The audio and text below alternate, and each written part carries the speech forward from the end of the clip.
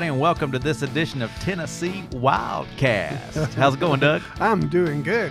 I'm happy we went somewhere and we caught fish. Oh, we did, yes. We got a great video we're going to show y'all today. A little different show today. And we caught some fish. That was fun. We did. You bass fishermen, wanna-be bass fishermen, you're going to like what we show you today. Mm-hmm. You are. We're going to go fishing with Roger Bitz. He's a hatchery manager for TW. He's going to talk about Florida largemouth, but then he's going to catch a bunch of bass and teach us how to do it in deep water using electronics. Not a show that we always do. If we could get out more with our guys that are good like this, I'd go. Yeah, all the time. It's a cool. We'll get to that in a few minutes. I guess we need to talk about a few current events, though. Current events. There's a lot of stuff going on here in Tennessee.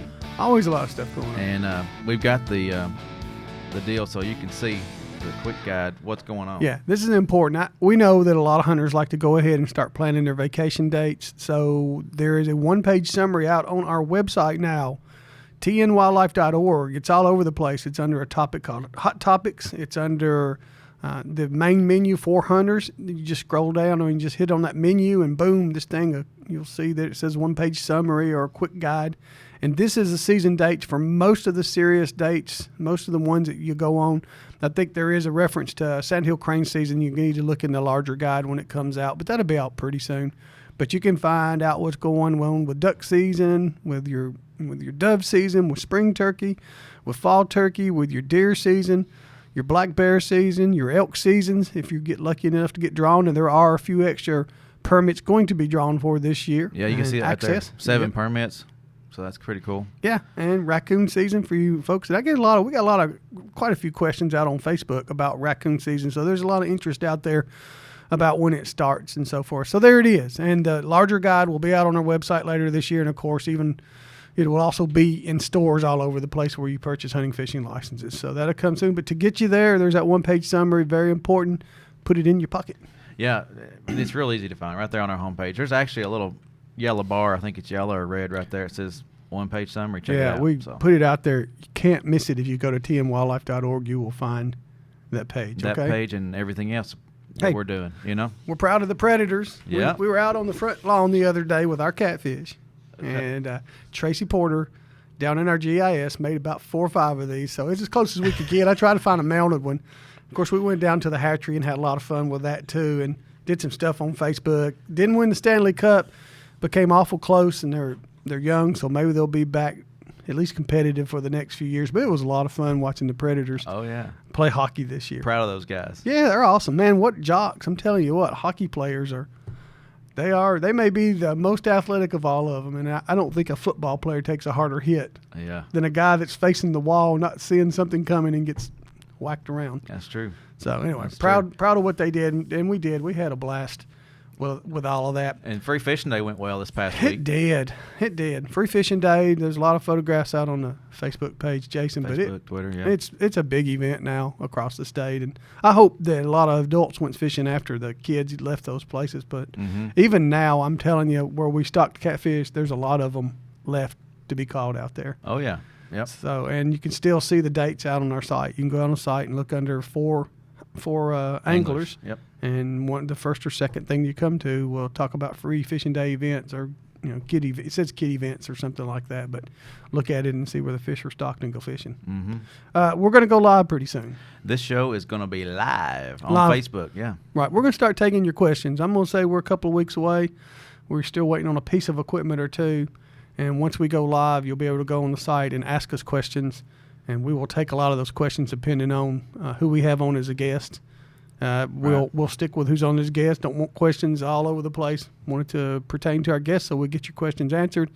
And as always, as long as the questions are good questions and they're not mad questions or questions that are insulting to our guest or whatever, we'll use them. If there's some of those things, you probably won't get to ask any more questions. Yeah, we may have to. We want to keep it sane always. Yeah. These guys are here working hard for you and want to help you with ideas and answers and make our state better for hunting and fishing in Tennessee and wildlife viewing. And it'll be cool. We're going to, change up the show a little bit. Yep. Doing that live thing, taking questions.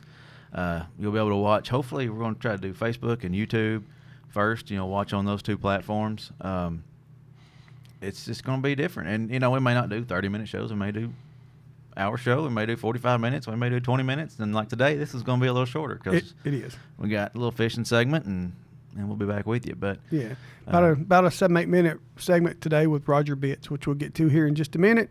Get out your notepads because take some notes. He's Roger, he's good. The day that we went, gosh, there were hundreds of boats all around us on Kentucky Lake. They were getting ready for the Triton Owners Tournament, and it's a big tournament, close to 400 boats. So everybody was out scouting, but Roger had done his scouting too, just for us. And man, he got all over largemouth bass. And we left, Jason and I, on the video you'll see, we had to leave about 2.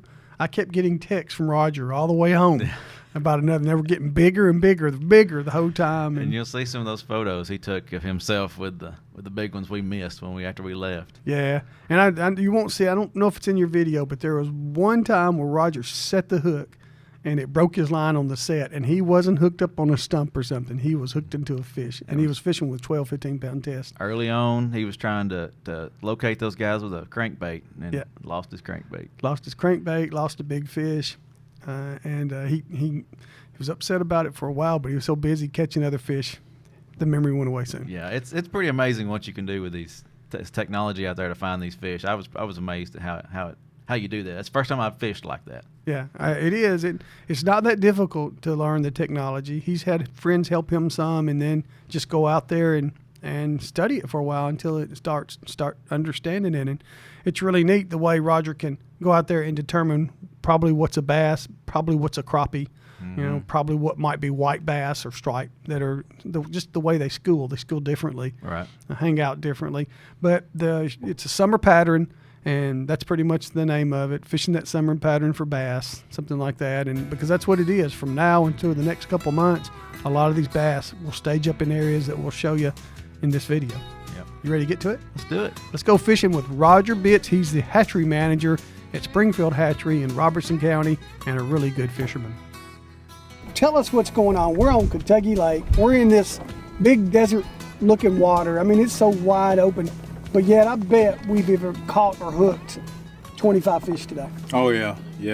And for this time of year, it's not really that uncommon. I mean, there's 300, 400 boats out here practicing for a tournament tomorrow, and all these guys, I'd say 90+% of them are doing the same thing. And just speaks well of Kentucky Lake. This is very early June. What do you do in the summertime on Kentucky Lake, out here in the middle of nowhere?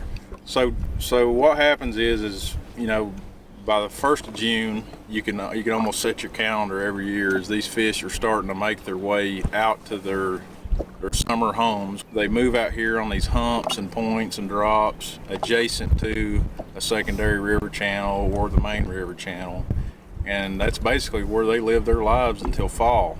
So they're just now starting to make their way from the main creeks to the mouths of the creeks and out onto eventually out on the main river. And it's not to say you can't go to Kentucky Lake and catch something shallow or fish at night and catch them up there near the shoreline. Right. But if you want to catch fish during the summer, during the day, and catch a lot of them, this is a great way to do it. We've been watching you with your sonar, your down scanner, your side scanner. Fish can't hide anymore if you learn how to use those. No, I don't consider myself great at this at all, but I had somebody show me how to do it, and I went out and got some good electronics, and then spent the time on the water. And that's the main thing. I mean, you can get great electronics, but the best way, in my opinion, is you get the good electronics, and then you come out here and you spend the time to put it to use. And then once you see what you're seeing on the graph, and then you catch it to confirm that, then that really builds your confidence. Today, 3 baits caught most of the fish. You had a crankbait to start with, a jig, and then also Jason hooked in some good fish on a shaky head. Tell us what they are. These fish, they've made their way out of the creeks onto these main lake structure areas, and they're grouped up. They're starting to school up, and on this lake you can find schools of fish of 100 or more. Typically what I do is try to throw a crankbait or something moving to hopefully get them fired up. That's your goal, is to get them fired up and get them into a feeding frenzy. Once you do that, you can almost catch them every cast. When we pulled up this morning, they were grouped up. We caught several really quick on the crankbait, got them fired up, and then either the current shuts off or fishermen bust them up and they become wise and they scatter along the structure. And that's what happened, is they scattered. And we just, since we were catching them, we thought, there's no sense in leaving fish biting fish. So we just kind of stayed there. When they stopped hitting the crankbait, just slow down with a jig or worm or something to really soak that bait in the strike zone. We've caught some nice fish today, but we're trying to spend a few minutes looking for a big fish. But even if we don't, this is big fish time of year, right? Oh yeah, a big fish time of year. Yeah, and that's the thing with this type of fishing, especially on this lake, is it's known for that. We were catching good quality fish, but we weren't catching those giants that I've found schools out here. Like Tuesday, I caught 2 over 6 pounds and 1 over 4, and then lost a couple other in that range that you can catch 25 or 30 pound bag in just a matter of minutes, and that's pretty unique in my opinion. There's not too many places in the country that you can do that, and this is probably the best lake, certainly in the state, but in my opinion probably in the world, to do this kind of fishing, because there's so many ledges, there's so many humps, there's so much structure out here, and it just sets up perfect for that kind of fishing this time of year. Definitely come out with your sunscreen and your hats, because it's only going to get hotter from here on out. And Roger, one other thing before you go, you are the hatchery manager at Springfield Hatchery. It's in Robertson County, Middle Tennessee, but you produce fish that goes out all over the state. One of them you produce is the Florida largemouth bass. Tell me about that. We've been stocking Floridas historically in Chickamauga and since the early 2000s, and I think Kentucky actually there was some early stockings. They did several as well. bays here. Yeah. And then a few small lakes in West Tennessee.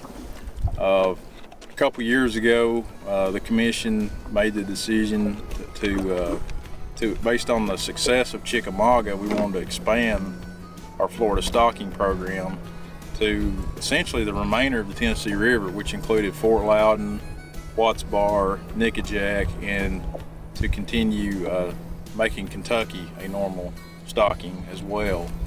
So we go from stocking one reservoir to expanding to all these others. So, almost all of our warm water hatcheries are raising Florida bass now. Humboldt hatcheries actually this year started to spawn Florida bass, and this is new in Tennessee, because in years past we've relied on the state of Florida or Texas or Louisiana to get our fry.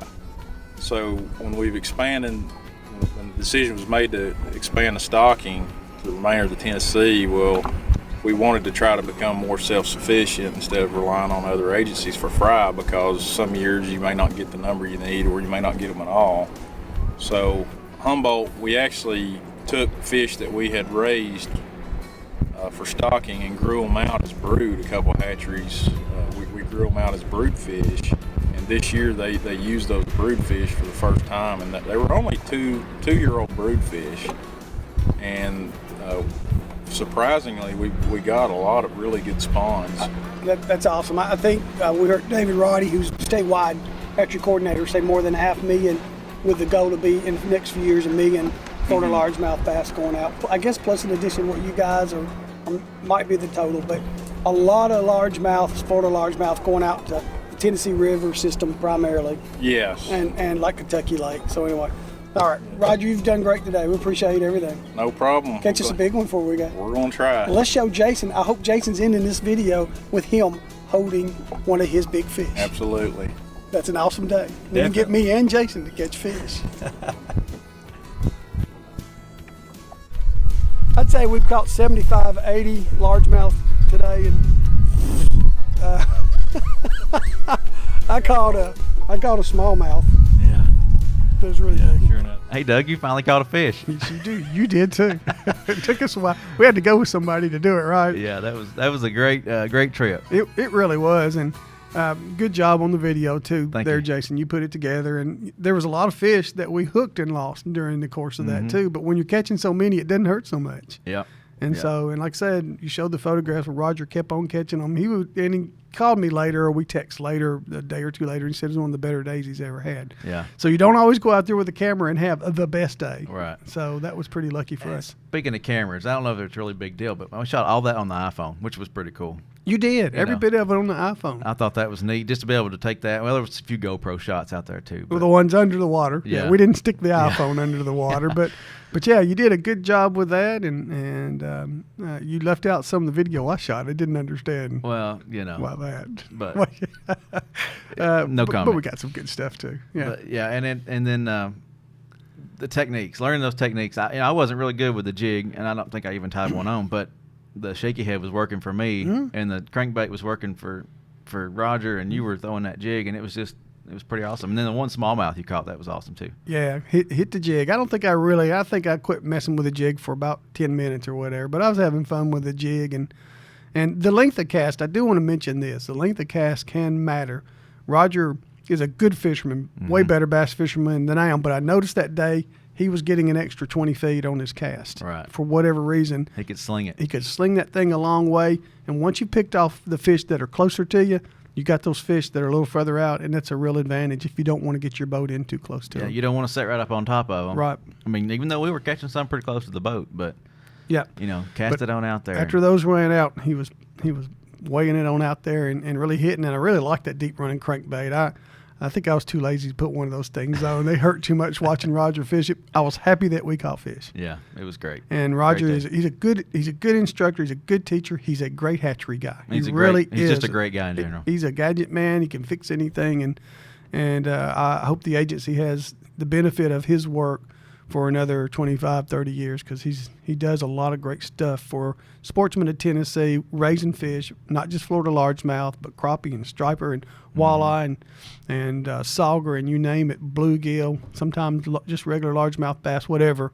Roger does a great job. And go back and watch one of our previous shows with Roger right there at the hatchery. Yeah. He gets pretty in-depth on some of the stuff they're doing there, and that's pretty cool. Yeah, all our shows are still out there. And as I said, we're going to go, we said in the early part of the show, we're going to go live to Facebook here in the next couple of weeks. We will be taking questions via Facebook. We feel like this podcast needs to get out there more in front of a lot of you, because we get so many great guests on here.